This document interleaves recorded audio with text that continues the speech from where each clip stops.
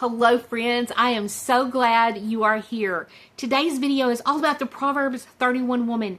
Not that elevated type of perfection woman, but actually how you're probably more like her than you realize. And if you're not, then there are some really practical ways that you can become more like her.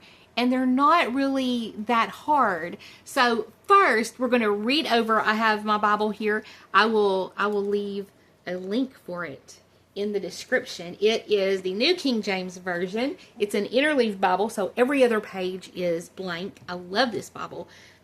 So first, we're going to read. I'm going to start with Proverbs 31, verse 10. Who can find a virtuous wife? For her worth is far above rubies.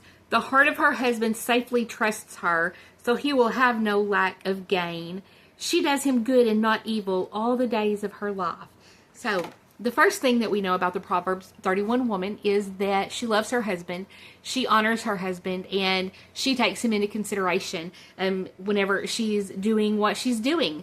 She is not going to talk badly about him out in the community. She is not going to do things that could harm him. And so that's number one, okay, which is probably the most important thing in a wife of any kind. Next, we're going to look at verse 13. She seeks wool and flax and willingly works with her hands.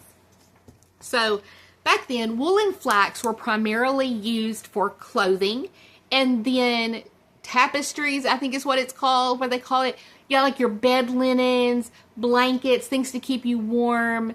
This is going to be basically clothing your family and making sure that they have sheets, blankets, things like that.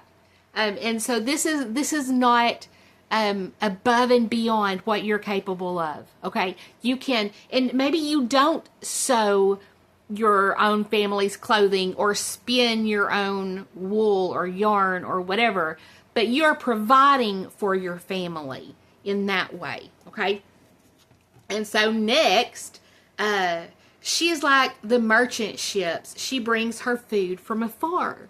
And part of this was she knew how to go for the best quality and the best deal, okay? Because being frugal was a way that she supported her family and was able to save up money for the future. Keep that in mind because that's part of who she is as well. So do you ever go to grocery stores that may be a little further away because they have a better deal or because their produce is better or the quality of their food is better?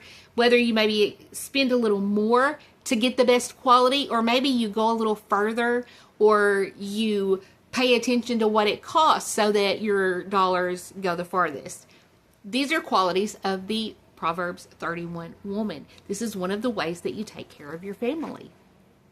Okay, so now, next is, she also rises while it is yet night and provides food for her household and a portion for her maidservants. Okay, so she rises while it is yet night. Have you ever heard the term or the phrase, get up early, get up earlier, you need to wake up early? It's not a lie, y'all. And the virtuous woman in Proverbs 31 knew this. Wake up early. And if you know people who are morning people, they will tell you, this is coming from them and not me. I know whenever I wake up early, I do have a better day. I do feel more productive. I feel like I get so much more done early in the morning than I get done all day long. But people who actually regularly get up early will tell you that it is their favorite time of day because it is just, you get more done. You're able to focus, you're fresher. And so this is something that she knew. She woke up early so that she could get things done. And not only did she prepare food, how many of y'all get up and make breakfast for your kids or your husband? You are a virtuous woman for doing this. And so she also provides a portion for her maidservants. And so what this tells me is that she looks after the people under her. She respects them. She doesn't send them out to take care of themselves and to take care of her. She's caring for even the people who are there to help her, that work under her. She is watching out for them and providing for them. Okay. Now she considers a field and buys it, and from her profits she plants a vineyard. Okay, so where are these profits coming from? She is an industrious woman.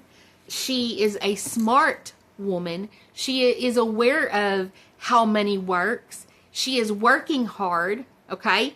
But here's the other part. She considers a field and buys it. Now this takes some planning, and this takes some really savvy consideration, okay? And whenever we're looking at it after our finances and we're saving money for something that we're going to need in the future, that especially if it is going to further benefit our future, these are things that the virtuous woman did. But here there is more. And from her profits, she plants a vineyard. Let's think about what vineyards are.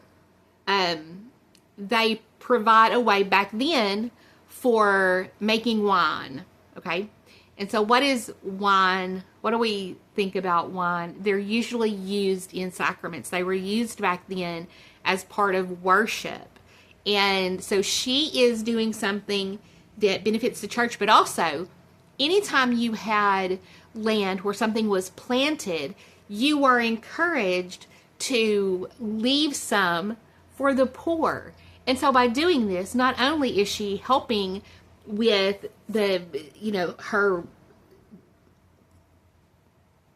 I'm sorry, y'all, I'm at a loss for words here. Not only is she working to do things that are helping with the sacraments, sacrifices, the things within her religion, but she is also doing something that can provide for the poor. We talk about how she helps the poor. This is one of the ways that she's able to do it. She's planning ahead. She's thinking about what she's doing. She didn't just buy anything. She bought a vineyard, okay, which was going to later help the poor. She girds herself with strength and strengthens her arms. So this could be modern day. This could be, oh, you're going to exercise, you're going to work out.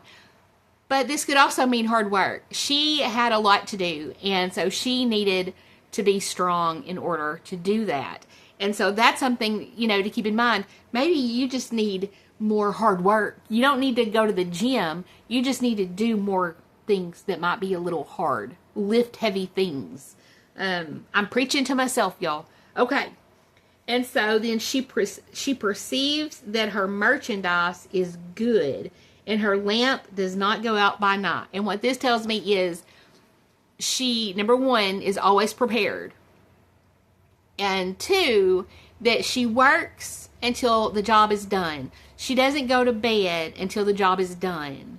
And she perceives that her merchandise is good. So she works hard. She has an idea of excellence. She makes sure that she is creating something of quality.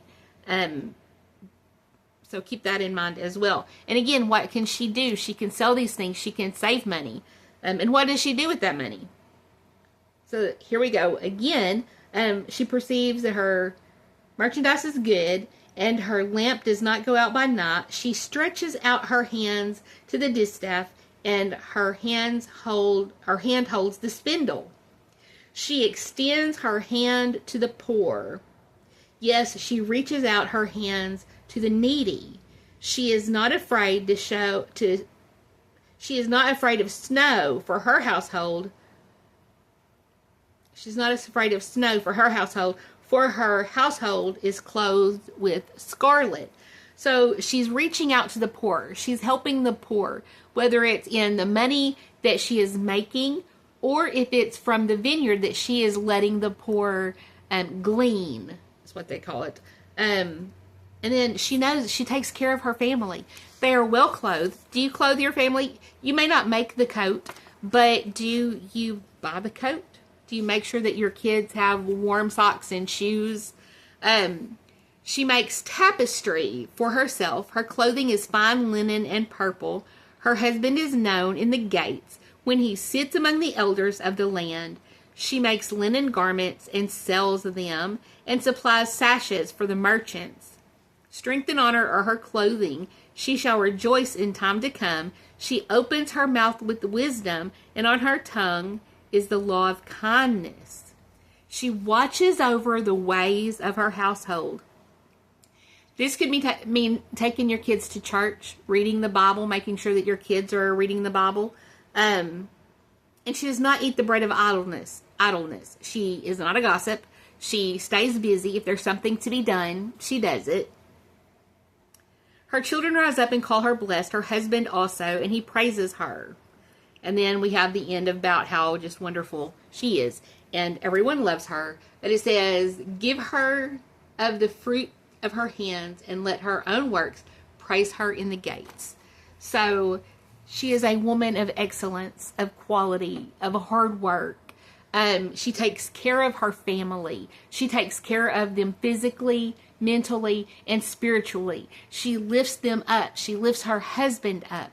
She does not talk ill of them. She makes sure that their needs are met. They're clothed. They have bed linen.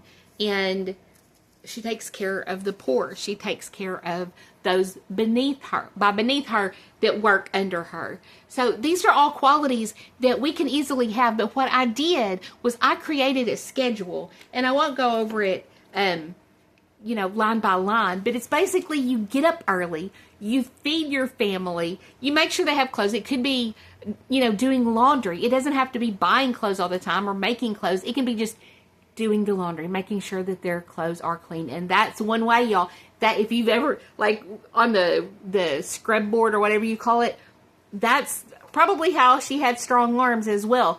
She made sure that the laundry was done. Her family had clean clothes. Nobody's going to be looking at her husband with respect if his clothes are tattered and raggedy and dirty and all of that. So she takes care of her family with excellence. I almost said pride. But she probably does have pride, not sinful pride, but pride in a job well done. And so these are all things that we can do. If you need to work out, she obviously is strong. So if you're sitting at a desk all day, maybe being strong is something that you need to work on, because there are going to be times when you're going to need strength, not just mental strength, but physical strength. Even as you get over, and maybe especially as you get older, people may fall down and you may need to help them up. And you may need to lift something. You may need to pick up a baby, and babies can be heavy, especially big babies, toddlers. They can be heavy. And so all of these things, I know I seem kind of scrambled and rambly, but this is kind of what I wanted to share with you today. Whether it's, buying groceries or making clothes or, whatever it is, you are more like a Proverbs 31 woman than you even realize. And so I don't want you to look at her like something that is unattainable. Do you do the laundry for your family? Do you buy them clothes? Do you buy their groceries? Do you cook for them? Do you wake up early to get things done? Do you stay up late to get things done? All of these things are Proverbs 31 characteristics. And if you don't do some of these things, let me encourage you to do them, especially those things that lift up your family and let them know that you love them and that you care about them and that they are very important to you and to God. And on that note, I love you guys, and I will talk to you soon. Bye, y'all.